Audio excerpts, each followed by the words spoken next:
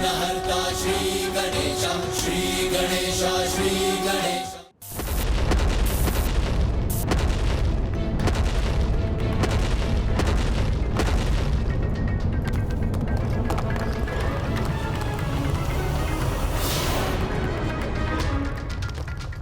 स्वर्ग में ऐसे भीषण कंपन का क्या कारण हो सकता है? अवश्य यह किसी महान संकट का संकेत है। ओम नमः शिवाय।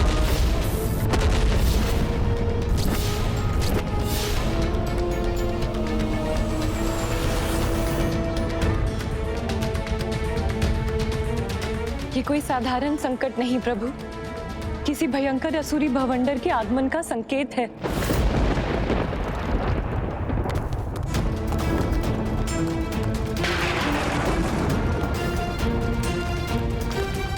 आसुरी बवंडर से भी भयंकर है ये, जैसे प्रलय की ही स्थिति उत्पन्न हो रही हो।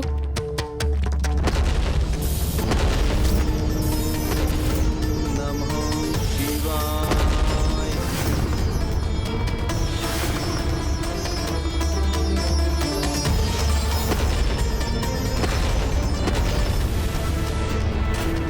प्रभु, अब तो मानसरोवर के पावन जल में भी कंपन उत्पन्न हो रहा है।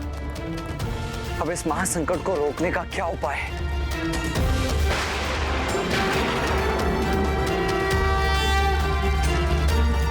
पुत्र गणेश, ये प्रलय नहीं, ये अनिष्टकारी संकेत तो उस महाप्रलय का है जिसे अब रोक पाना असंभव के समान होगा।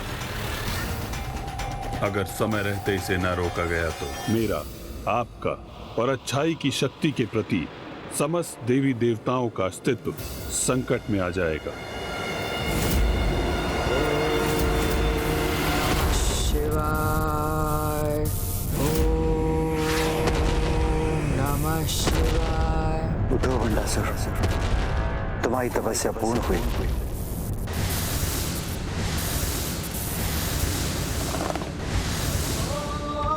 कदाचित प्रलय से तो सृष्टि की रक्षा हो गई।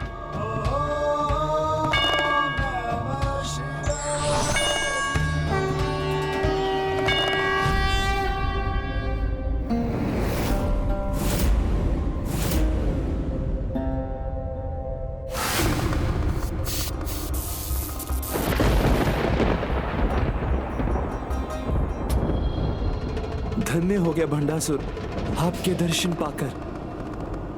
आश्चर्य, इसके नेत्रों में इतने सरल और अटूट भक्ति का भाव।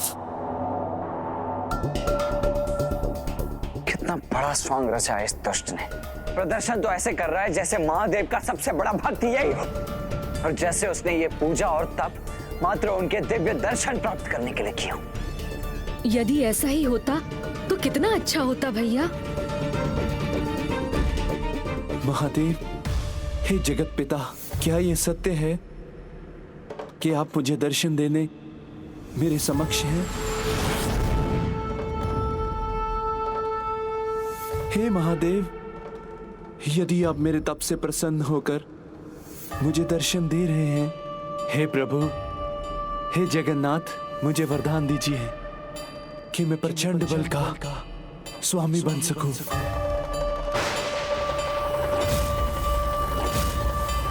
कि किसी भी शक्ति को मैं अपने भीतर समाहित कर सकूं। मेरे शत्रुओं के अस्त्रों का बल मेरा हो जाए। एक नहीं, एक सहस्त्र भी नहीं, मात्र 60 सहस्त्र वर्षों के लिए अनेकों ब्रह्मांडों पर मेरी सत्ता रहे।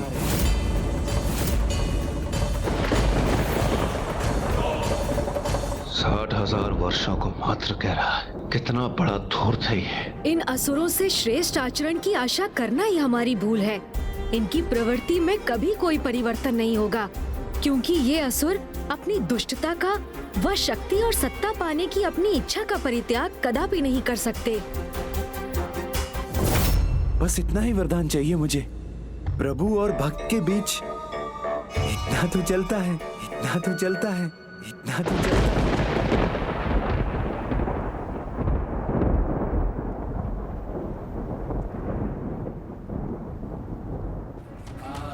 तथास्तु तथास्तु।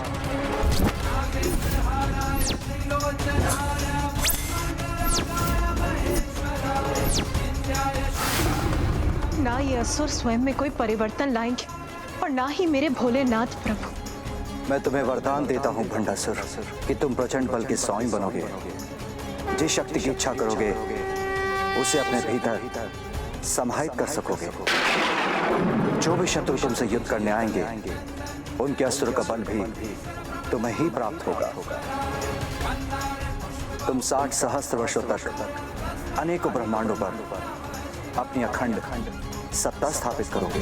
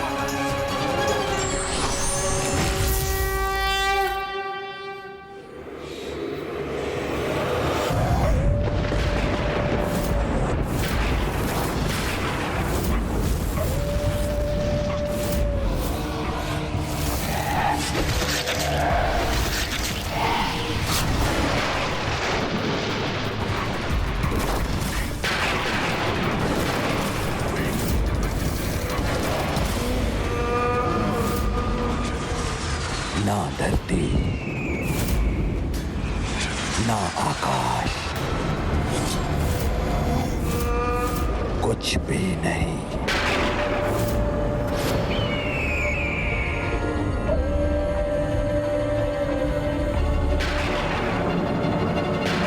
सब जलता है, सब जलता है, सब जलता है।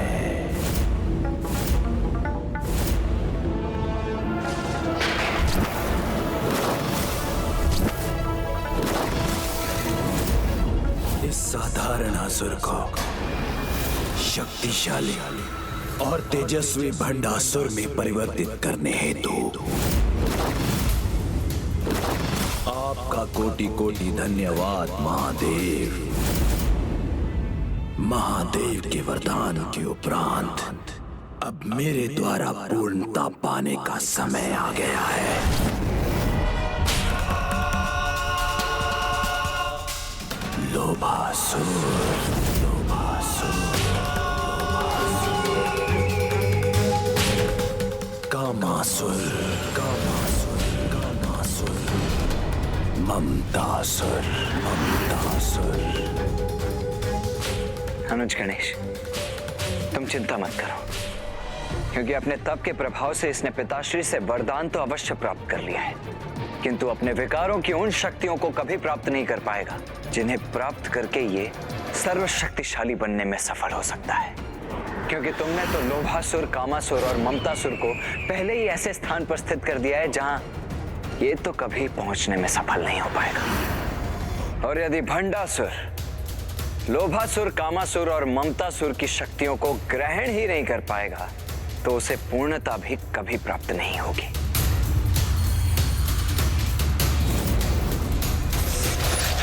लोभासुर, कामासुर, ममतासुर,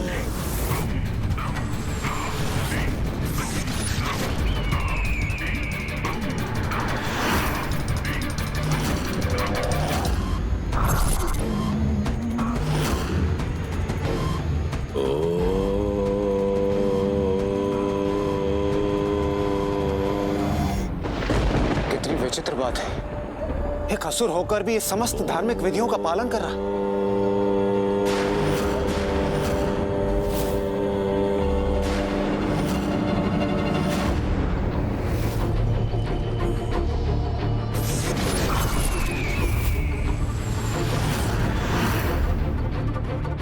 महादेव के वरदान की शक्ति से आवाहन करता हूं तीनों का। लोभासुर, कामासुर, ममतासुर, जहां भी हो इस ब्रह्मांड में या किसी अन्य ब्रह्मांड में अथवा समस्त ब्रह्मांडों के बाहर अभी इसी क्षण प्रस्तुत हो मेरे समक्ष। लोभासुर, कामासुर, ममतासुर। महादेव से वरदान प्राप्त करते ही इसने अपनी शक्ति में वृद्धि हेतु इसका प्रयोग आरंभ कर दिया।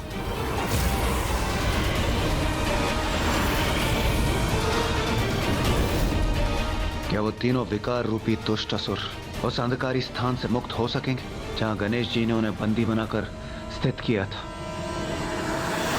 पिताश्री का वरदान असत्य नहीं हो सकता, जिसके अनुसार भंडासुर किसी भी शक्ति का आवाहन कर उसे अपने भीतर समाहित करने में सक्षम हो गया है। यदि इस कारण ये इन तीनों विकारों की शक्ति भी प्राप्त करने में सफल हुआ, तो फिर इसे पराजित करना कहीं असंभव ही ना हो जाए। कामासुर,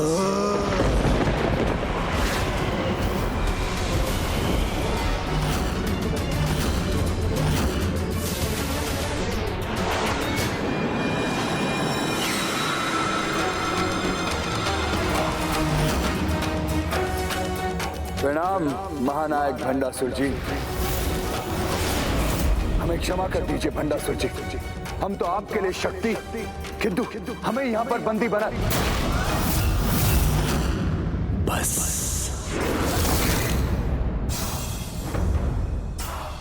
क्या हुआ, कैसे हुआ, वो सब ज्ञात नहीं करना है मुझे। जिसकी आशंका से मैं इतना चिंतित था, जिसे मैं रोकने का अथक प्रयास कर रहा था, वही घटित हो गया। कि जो कुछ भी हो रहा वो नहीं होना चाहिए था, क्योंकि अब पुत्र गणेश द्वारा भंडासुर को रोकने के समस्त प्रयास क्षण भर में निरर्थक हो जाएंगे।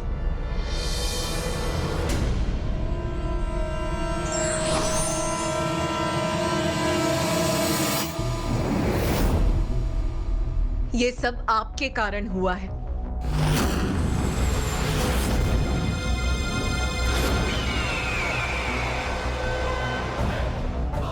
जिस शक्ति की इच्छा करोगे उसे अपने भीतर समाहित कर सकोगे।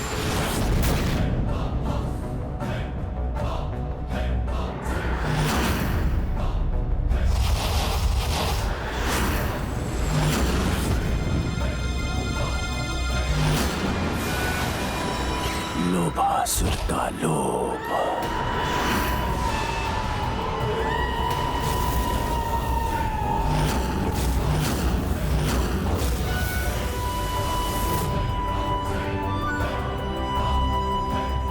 विनाशकारी लोभ के विकार की ऊर्जा ने तो इसे और भी शक्तिशाली बना दिया। और कदाचित ऐसा ही अन्य विकारों के साथ भी होगा। ममतासुर का मोह,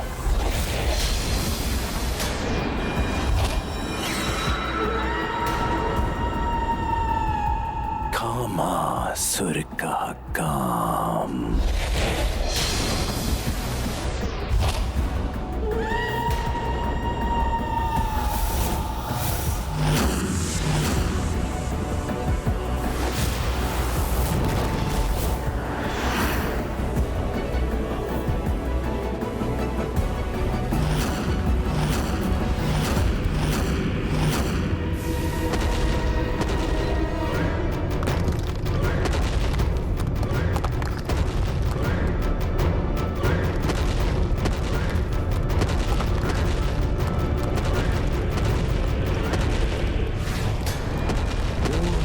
भंडासुर।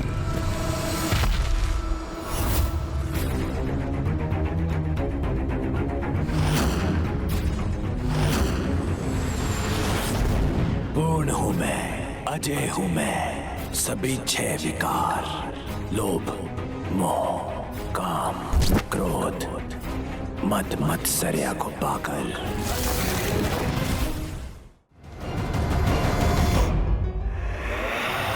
पूर्णता प्राप्त कर अत्यंत शक्तिशाली हो गया है ये असुर। अब ये हमारे लिए कोई बड़ा संकट अवश्य उत्पन्न करेगा। अब सर्वप्रथम मैं तनिक विचार तो कर लूं कि करना क्या है।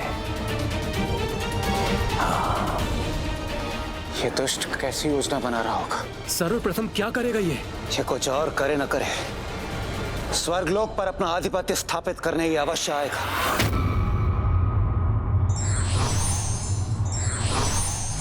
कहीं ये ब्रह्मलोक से वेदों का हरण करने का विचार तो नहीं कर रहा है? अब मैं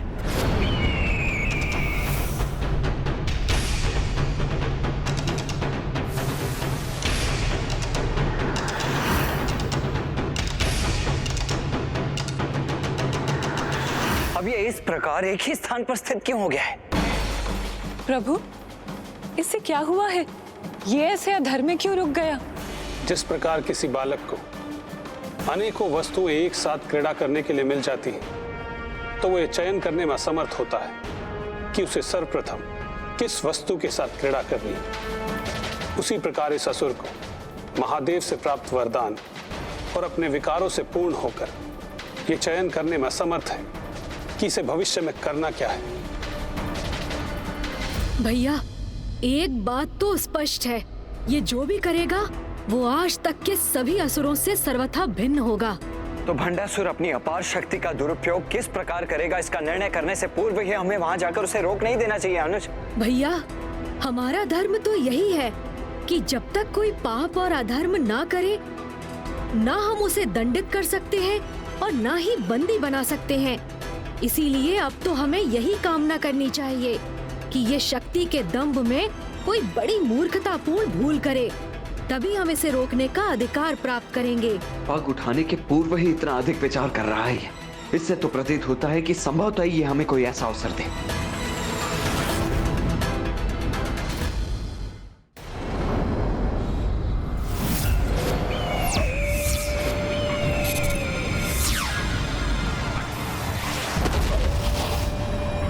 ऐसे जड़वत क्यों हो? शीघ्र ही कुछ करो, अन्यथा 7 सहस्त्र वर्षों के लिए ऐसे ही जड़वत रह जाओगे क्या? जागृत करो अपने इस क्रोध को, धारण करो अपने अस्त्र और ब्रह्मांड के हर एक छोर पर स्थापित करो। जो भी तुम्हारे सामने आए उससे कुचल दो। ना ना ना ना ना, क्रोध के वचन मत सुनो। बंदी बना लो सभी को और अधीन कर लो सबकी संपत्ति।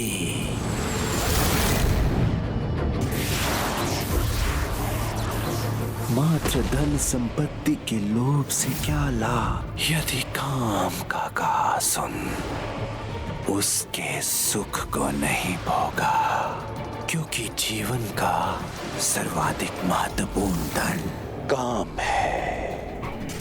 क्या तुम यहीं स्थित रहकर इनके व्यर्थ कथन सुनते रहोगे? और वहां देवता अप्सराओं से क्रीड़ा का आनंद ले रहे होंगे, जिनके विचार से ही ईर्ष्या जागृत होती है।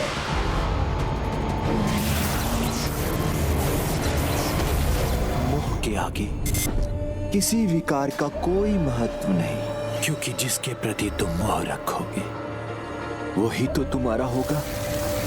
सर्वप्रथम जलकर स्वर्ग पर राज लिए सब कुछ और विशाल और आभूषक के स्वामी बनो। शांत। स्वयं कुछ करने की आवश्यकता नहीं है मुझे, क्योंकि जो भी होगा वो स्वतः असुर राज भंडासुर की इच्छा के अनुसार ही होगा। मेरा क्रोध दिखाई दिए बिना ही देवताओं को मेरे चरणों में गिरने के लिए विवश करेगा। मेरी महानता के मोह ने ही मुझे महानतम बनाया है। मुझे किसी से नहीं, अपितु अन्य सभी को मुझसे ईर्ष्या होगी। मेरे बल और मेरी प्रतिष्ठा से स्त्रियां स्वयं मेरी ओर आकर्षित होंगी।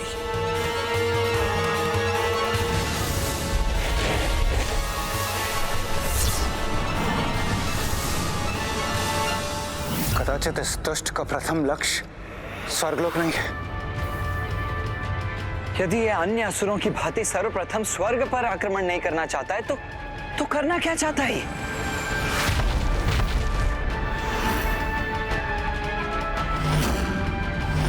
वक्रतुंड महाकाय सूर्यकोटि समप्रभ निर्विघ्नं कुरु मे देवा सर्वकार्यसु सर्वदा। ये दुष्ट अब मेरा स्मरण कर कौन सा षड्यंत्र रचने जा रहा है?